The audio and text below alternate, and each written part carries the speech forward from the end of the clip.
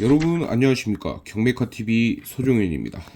제가 지금 이번엔 또 어떤 영상으로 인사를 드리게 됐냐면, 사고 이력 있는 차 사도 되는지 제가 이전에 한번 올렸었어요. 이제 그게 조회수가 좀 많이 올라오기도 하고 많은 분들이 궁금해 하시는 점들이 많더라고요. 사이드실 패널을 교체했는데 사도 되냐, 가격이 이런데 사도 되냐, 이만큼 싼데 사도 되냐, 이런 질문들이 굉장히 많았습니다. 저도 차를 27번 바꿔보면서, 물론 다 저중고지만 차량을 많이 바꿔보면서 느낀 점도 있고, 딜러를 떠나서 그냥 개인적인 소비자 입장에서 생각했을 때, 그리고 제 지식을 갖고 있는 머리로 생각을 했을 때 어떻게 사야 되는지 한번 설명을 드릴까 합니다. 자, 첫 번째, 경메카님, 사고가 이러이러한데 사도 될까요? 이런 질문들이 굉장히 많았습니다. 예를 들어서, 자, 휠하우스 사고가 있습니다. 시세보다 700만원 저렴한데 구매하여도 될까요? 라는 질문이 있었는데, 저는 마음에 들어야 한다고 답변을 드리고 싶습니다. 중고차 특성상 옆에서 백날 얘기하여도 내가 꽂히는 차량을 구매하지 못한다면 기변병에 걸려요. 그러니까 이게 무슨 말이냐면, 예를 들어서 내가 사고 싶은 차는 BMW야. 근데 주변에서 그 돈이면 그랜저 IG를 사라.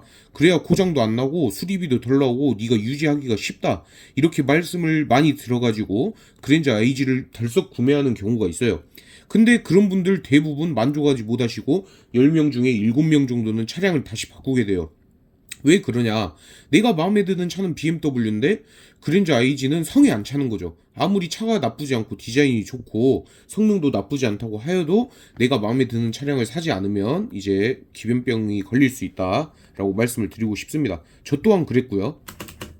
자, 두 번째, 사고 이력이 땡땡만 원 잡혀 있는데 사도 될까요? 이제 이렇게 제가 답을 올려놨는데, 사고 이력 보시면 수리 비용은 천차만별입니다. 성능지상 본넷 교환인데 수리 비용이 1천만 원이 나온 경우도 있고, 예를 들어서 본네트만 성능지상에 교환이라고 되어 있는데 수리비가 1천만 원이 찍혀 있는 경우가 있다는 말입니다. 사고 이력이 제대로 표기되어 있지 않을 수도 있습니다. 예를 들어서 범퍼는 사실상 무사고예요. 어디 쓸켜도 교환하고 도색할 때 탈착을 할 수 있기 때문에 사고 이력에 포함이 될 수가 없습니다. 그렇기 때문에 일단 차량을 볼 때 이렇게 애매한 부분은 전문가와 동행하거나 경매대행을 통해 제가 이제 차량을 검수해드리고 사고 이력을 말씀해드리니까 그렇게 구매를 할 수 있으면 좋을 것 같고요. 이제 제가 여기 밑에 글에도 설명을 드렸지만, 예를 들어서 본넷 교환인데 1천만 원이 나온 경우는, 수입차 같은 경우는 헤드라이트 비용이 엄청 비싸요. BMW 3 시리즈 같은 경우도 헤드라이트가 긁히기만 하면 교환하게 되면 한 짝당 거의 200만 원 정도 수리비가 나올 수도 있고요. 그렇기 때문에 수리 비용이 많이 잡혀 있을 수도 있고, 직접 육안으로 확인하지 않는 이상은 모릅니다. 그러니까 직접 확인하시던가 아니면 전문가한테 맡기세요. 자, 세 번째, 사고 이력 있는 차 나중에 감가 될까요? 예를 들어서 그랜저 IG 휠하우스가 나간 차량입니다. 지금도 가격이 싼데 나중에 가격이 더 내려갈까요? 제가 드릴 수 있는 답변은, 현재 시세가 1,500이라 하고 사고 있는 차량이 1,200만 원일 때 당연히 시세가 1,500인 차량이 시세가 똑같이 내려가면 사고 이력 있는 차량도 시세는 내려가게 되어 있습니다. 그러니까 차량이 어떤 것이냐에 따라 감가가 달라진다는 말이 어떤 말이냐면, 예를 들어서 아반떼나 레이 같은 차량들 있죠. 그런 차량들은 사고가 나거나 시간이 지나도 감가가 심하지가 않습니다. 왜냐하면 그만큼 수요와 공급이 활발하기 때문에 차량 가격이 떨어질 일이 크지가 않아요. 찾는 사람이 많을수록 그 차량은 가격이 지켜진다. 그리고 시세 대비 이제 감가가 신차 대비 많이 감가가 안 된 차량들도 있어요. 수리비가 저렴하다던가 유지하기가 편하다던가 부품값이 싸다던가 이런 경우에는 또 차량 가격이 떨어지지 않을 수도 있습니다. 자, 네 번째, 문짝 사고, 앞 휀다 사고 등 사도 될까요? 예를 들어서 앞 문짝, 앞 휀다, 앞 범퍼, 본넷 등 3박 사고에 문까지 사고가 났습니다. 그래서 큰 사고라고 생각이 드는데 구매하여도 될까요? 라는 질문도 있었습니다. 자, 저는 네 라고 대답할 수 있습니다. 큰 문제는 되지 않습니다. 왜냐하면 문짝 같은 경우 도색을 해서 교환으로 표기됐을지 아니면 진짜 뭐 사고가 나서 교환이 됐을지 모르고요. 옆에서 사고 났는데 사이드실 패널이 멀쩡하고 문짝만 사고가 났다. 그러면 차선 변경 중 접촉 사고일 가능성이 높습니다. 그리고 하지만 자꾸 내가 찜찜하고 이거 큰 사고 났을 것 같은데 라는 불안감 그리고 불편한 생각이 자꾸 들면 구매하지 않으면 됩니다. 그만큼 고객님들도 그 차량을 보시고 가격이 마음에 들고 사고가 있지만 가격이 마음에 들기 때문에 저한테 궁금해 하시고 여쭤보시는 거 아니겠습니까?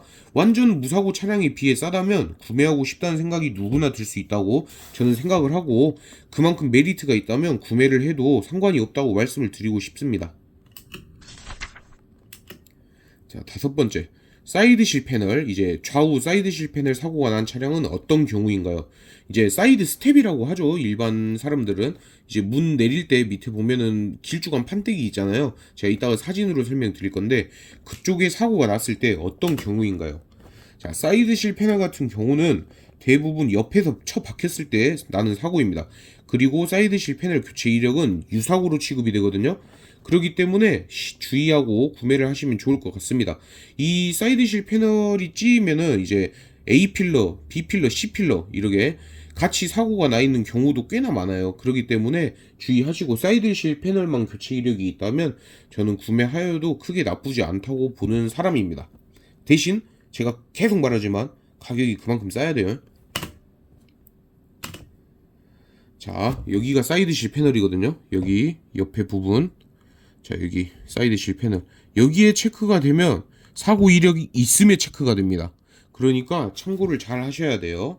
영상이 끝났는데 제가 진짜 드리고 싶은 말씀은 차량은 자기 마음 가는 대로 해야 돼요. 그리고 어느 정도 중고차, 수입 중고차를 사실 때는 지식이 굉장히 많이 필요합니다.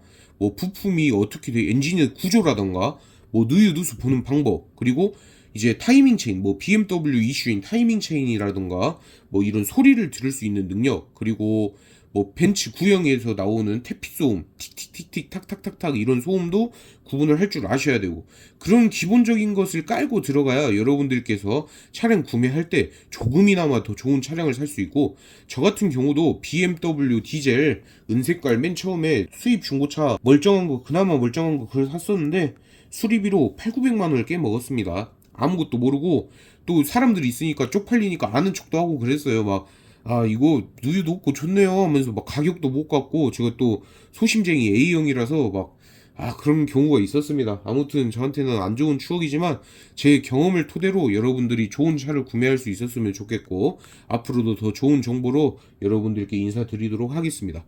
구독과 좋아요 부탁드리고요. 도움이 되셨다면 앞으로도 많이 찾아주시기 바랍니다. 감사합니다.